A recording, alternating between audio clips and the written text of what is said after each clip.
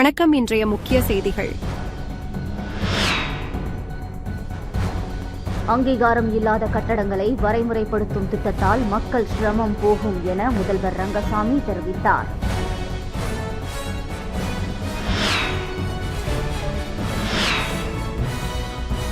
திண்டிவனம் இந்திரா காந்தி பேருந்து நிலையத்தில் வணிக வளாகம் கட்டுவதற்கு எதிர்ப்பு தெரிவித்து நகராட்சி அலுவலகத்தை சிறு வியாபாரிகள் முற்றுகையிட்டு போராட்டத்தில் ஈடுபட்டதால் பரபரப்பு ஏற்பட்டது.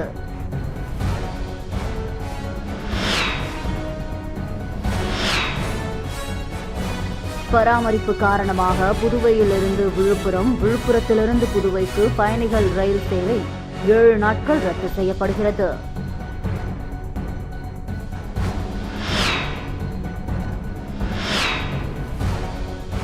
புதுச்சேரிக்கு மாநில அந்தஸ்து பெற உடனடியாக அனைத்து கட்சி கூட்டத்தை கூட்ட வேண்டுமென சுயேட்சை எம்எல்ஏ நேரு தலைமையில் பொதுநல அமைப்பினர் முதலமைச்சர் ரங்கசாமியை சந்தித்து மனு அளித்து வலியுறுத்தினர்.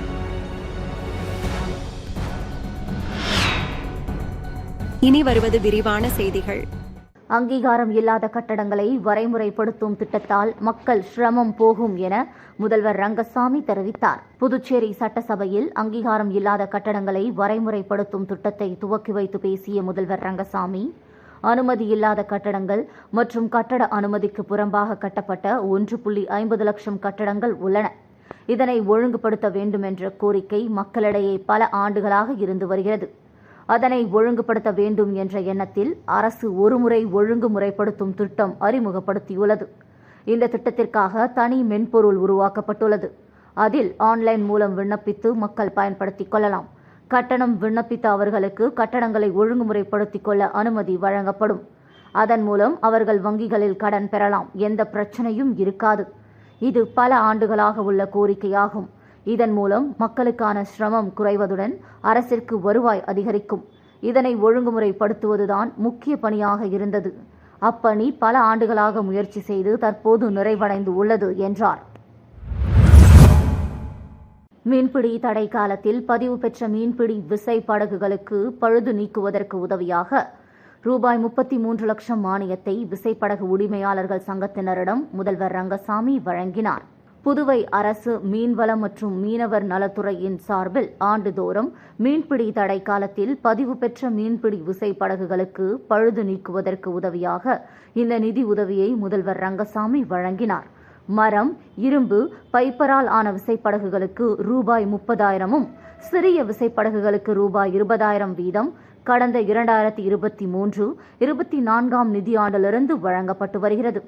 இந்த திட்டத்தின் கீழ் 2025-26 ஆண்டிற்கான மீன்பிடி தடை காலத்திற்கு புதுச்சேரி பகுதிகளைச் சேர்ந்த பதிவு பெற்ற விசைப்படகுகளுக்கு ரூபாய் 30,000 வீதம், 82 படகுகளுக்கு 24,60,000-உம் மற்றும் 42 சிறிய விசைப்படகுகளுக்கு ரூபாய் 20,000 வீதம் ரூபாய் 8,40,000 ஆக மொத்தம் ரூபாய் 33 லட்சம் பதிவு பெற்ற விசைப்படகு உரிமையாளர்களின் வங்கிக் கணக்கில் செலுத்துவதற்கு அரசின் செலவின ஒப்புதல் பெறப்பட்டுள்ளது. இதற்கான ஆணையை புதுச்சேரியை சேர்ந்த விசைப்படகு உரிமையாளர்கள் சங்கத்தினரிடம் முதல்வர் ரங்கசாமி வழங்கினார். அப்போது சட்டப்பேரவைத் தலைவர் செல்வம், மீன்வளத்துறை அமைச்சர் லட்சுமி நாராயணன் ஆகியோர் முன்னிலை வகித்தனர். இந்த நிகழ்ச்சியில் மீன்வளத்துறை செயலர் மணிகண்டன், இயக்குநர் முகமது இஸ்மாயில் உட்பட பலர் கலந்து கொண்டனர்.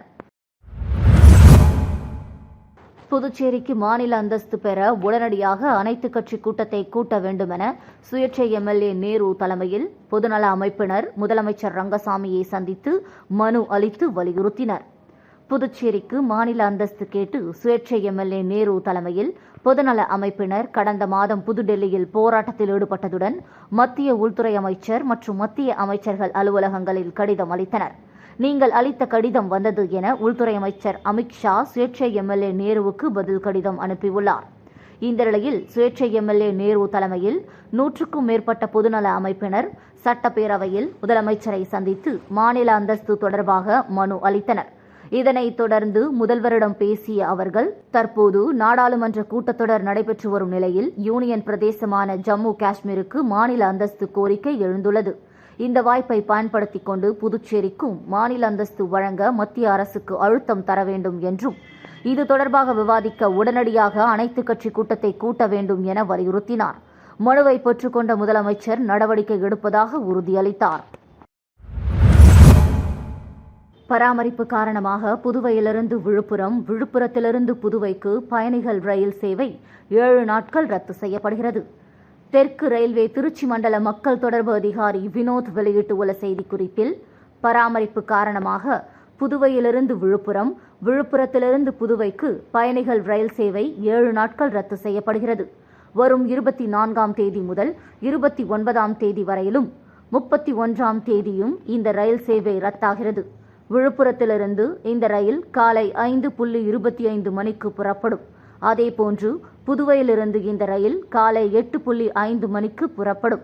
இந்த ரயில் சேவை முற்றிலும் ரத்து செய்யப்படுகிறது. மேலும் சென்னை எழும்பூர் ரயில் நிலையத்திலிருந்து காலை 6:35 மணிக்கு புறப்பட்டு புதுவைக்கு வரும் பயணிகள் ரயில் இம்மாதம் 27ஆம் தேதி வரும் வழியில் 10 நிமிஷங்கள் தேவையான இடத்தில் நிறுத்தி வைக்கப்படும் என குறிப்பிடப்பட்டுள்ளது. கவிஞர் வாணிதாசன் பிறந்த நாளையொட்டி அவரது சிலைக்கு அமைச்சர்கள், சட்டமன்ற உறுப்பினர்கள் மாலை அணிவித்து மரியாதை செலுத்தினர். கவிஞர் வாணிதாசன் பிறந்த நாள் புதுச்சேரி அரசு சார்பில் இன்று கொண்டாடப்பட்டது. இதனையொட்டி பாரதி பூங்காவில் அமைந்துள்ள அவரது திருவுருவ சிலைக்கு பொதுப்பணித்துறை அமைச்சர் லட்சுமி நாராயணன், அமைச்சர் ஜான்குமார், அரசு கொறடா ஏகேடி ஆறுமுகம், சட்டமன்ற உறுப்பினர்கள் சரவணன்குமார், திரு பாஸ்கர் என்கிற தட்சிணாமூர்த்தி, லட்சுமிகாந்தன் ஆகியோர் மலர் தூவி மரியாதை செலுத்தினர். திண்டிவனம் இந்திரா காந்தி பேருந்து நிலையத்தில் வணிக வளாகம் கட்டுவதற்கு எதிர்ப்பு தெரிவித்து நகராட்சி அலுவலகத்தை சிறு வியாபாரிகள் முற்றுகையிட்டு போராட்டத்தில் ஈடுபட்டதால் பரபரப்பு ஏற்பட்டது. திண்டிவனத்தில் இந்திரா காந்தி பேருந்து நிலையம் செயல்பட்டு வரும் நிலையில் சென்னை திருச்சி தேசிய நெடுஞ்சாலை அருகே புதிய பேருந்து நிலையம் கட்டப்பட்டு வருகிறது.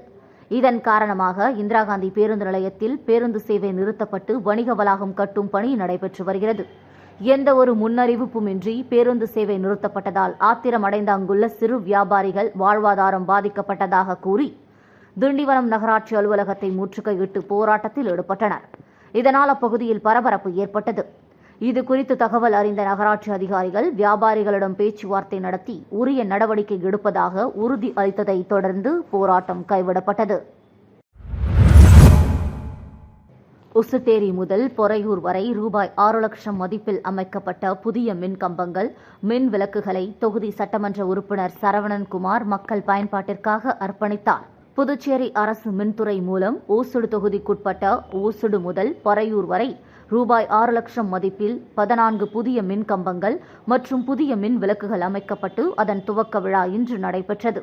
விழாவில் சிறப்பு விருந்தினராக தொகுதி சட்டமன்ற உறுப்பினர் சரவணன்குமார் கலந்து கொண்டு புதிதாக அமைக்கப்பட்ட மின் கம்பம் மற்றும் மின் விளக்குகளை மக்கள் பயன்பாட்டிற்காக அர்ப்பணித்தார். இந்த நிகழ்ச்சியில் துறை அதிகாரிகள், தொகுதி பாஜக நிர்வாகிகள் உட்பட பலர் கலந்து கொண்டனர். உழவர்கரை சட்டமன்ற தொகுதிக்கு உட்பட்ட மூலக்குளம் பகுதியில் உள்ள தொழிலதிபரும் சமூக சேவகருமான KRR அங்குதாஸ் பிறந்தநாள் விழா நலத்திட்ட உதவிகள் வழங்கி கொண்டாடப்பட்டது. புதுச்சேரி மாநிலம் உழவர்கரை சட்டமன்ற தொகுதிக்கு உட்பட்ட மூலக்குளம் பகுதியில் தொழிலதிபரும் சமூக சேவகருமான KRR அங்குதாஸ் பிறந்தநாள் விழா நலத்திட்ட உதவிகள் வழங்கி கொண்டாடப்பட்டது. உழவர்கரை தொகுதியில் பல்வேறு சமூக சேவைகளில் ஈடுபட்டு வரும் அங்குதாஸ் பிறந்தநாள் விழாவினை தனது இல்லத்தில் வெகு சிறப்பான முறையில் கொண்டாடினார். முன்னதாக பிறந்தநாள் விழாவினை முன்னிட்டு புதுச்சேரி முதல்வர் ரங்கசாமியை நேரில் சந்தித்து வாழ்த்து பெற்று ஆசி பெற்றார். தொடர்ந்து தனது இல்லத்தில் பிறந்தநாள் விழாவை கொண்டாடிய அங்குதாஸை பாஜக மாநில தலைவர் ராமலிங்கம், உள்துறை அமைச்சர் நமச்சிவாயம், முன்னாள் சபாநாயகர் சிவக்கொழுந்து, சட்டமன்ற உறுப்பினர் லட்சுமிகாந்தன், தொழிலதிபர் ரவிக்குமார், ராமு, சம்பத், வெற்றி செல்வம் உட்பட முக்கிய பிரமுகர்கள் ஏராளமானோர் கலந்து கொண்டு பிறந்தநாள் வாழ்த்துக்களை தெரிவித்தனர். மேலும் பிறந்தநாள் விழாவினை முன்னிட்டு பொதுமக்களுக்கு நலத்திட்ட உதவிகளாக இலவச புடவைகளும் மற்றும் விழாவில் கலந்து கொண்ட அனைவருக்கும் அறுசுவை அன்னதானமும் வழங்கப்பட்டது. நிகழ்ச்சிக்கான ஏற்பாட்டினை தொழிலதிபர் அங்குதாஸின் தலைமையில் ஆதரவாளர்கள் வெகு சிறப்பான முறையில் செய்திருந்தனர். புதுச்சேரி திருக்காஞ்சி கோவிலை சுற்றி வரும் கருப்பு பெண் நாயை பைரவி என பெயரிட்டு பொதுமக்கள் வணங்கி வரும் சம்பவம் பரபரப்பை ஏற்படுத்தியுள்ளது. புதுச்சேரி திருக்காஞ்சி சங்கராபரணி ஆற்றங்கரையோரம் காசி விஸ்வநாதர் கோவில் உள்ளது. காசிக்கு நிகரான கோவிலாக கருதப்படும் இக்கோவிலுக்கு பல்வேறு மாநிலங்களிலிருந்து பக்தர்கள் வந்து செல்கின்றனர். அதேபோல் புதுச்சேரிக்கு வரும் சுற்றுலா பயணிகளும் இக்கோவிலுக்கு வருகின்றனர். இந்த நிலையில் இக்கோவிலில் கடந்த அஷ்டமி நாள் முதல் ஒரு கருப்பு நிற பெண் நாய் உள் மற்றும் வெளி பிரகாரத்தில் வலம் வருகிறது. தினமும் குறைந்தபட்சம் 300 முறையாவது கோவிலை இது வலம் வருகிறது. அவ்வப்போது சிறிது நேரம் ஓய்வெடுத்து மீண்டும் வலம் வருகிறது. இந்த நாய் பற்றி தகவல் பரவியதால் அதை பார்க்க சுற்றுப்புற கிராமங்களிலிருந்து மக்கள் வருகின்றனர்.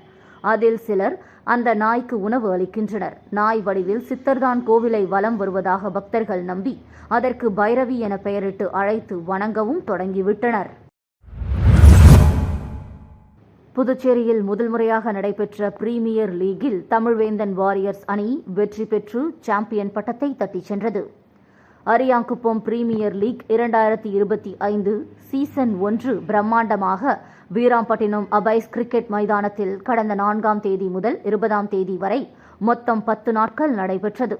இத்தொடரில் Jagannath soldiers, LK strikers, Tamilvendhan warriors, Tamil spartans, DJ avengers மற்றும் ஆனந்த் டைட்டன்ஸ் என 6 அணிகள் பங்கு பெற்றன.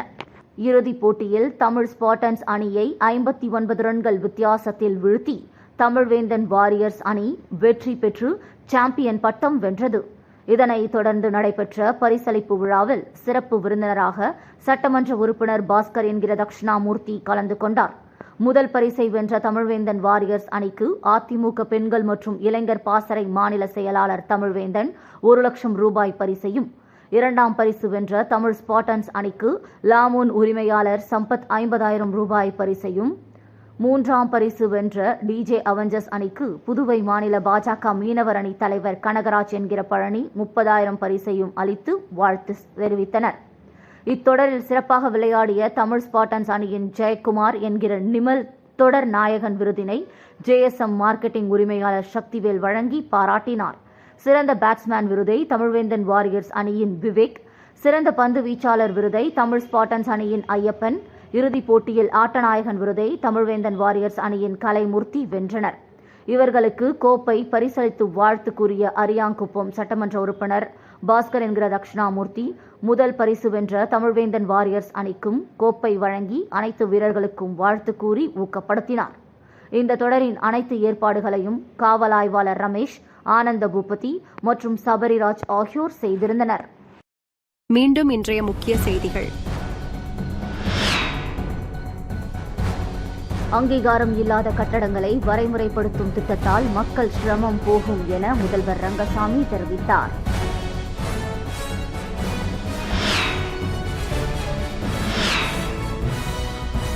திண்டிவனம் இந்திரா காந்தி பேருந்து நிலையத்தில் வணிக வளாகம் கட்டுவதற்கு எதிர்ப்பு தெரிவித்து நகராட்சி அலுவலகத்தை சிறு வியாபாரிகள் முற்றுகையிட்டு போராட்டத்தில் ஈடுபட்டதால் பரபரப்பு ஏற்பட்டது.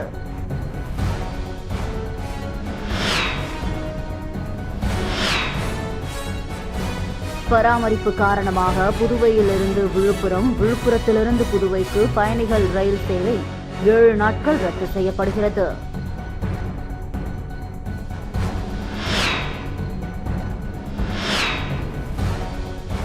புதுச்சேரிக்கு மாநில அந்தஸ்து பெற உடனடியாக அனைத்து கட்சி கூட்டத்தை கூட்ட வேண்டுமென சுயேட்சை MLA நேரு தலைமையில் பொதுநல அமைப்பினர் முதலமைச்சர் ரங்கசாமியை சந்தித்து மனு அளித்து வலியுறுத்தினர்.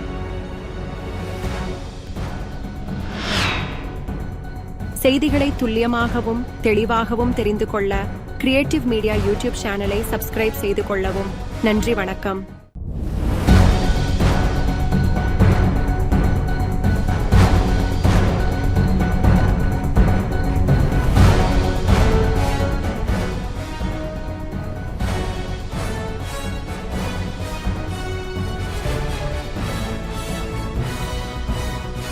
நம்ம சேனலை சப்ஸ்கிரைப் பண்ணுங்க, லைக் பண்ணுங்க, ஃப்ரெண்ட்ஸ்க்கும் ஷேர் பண்ணுங்க.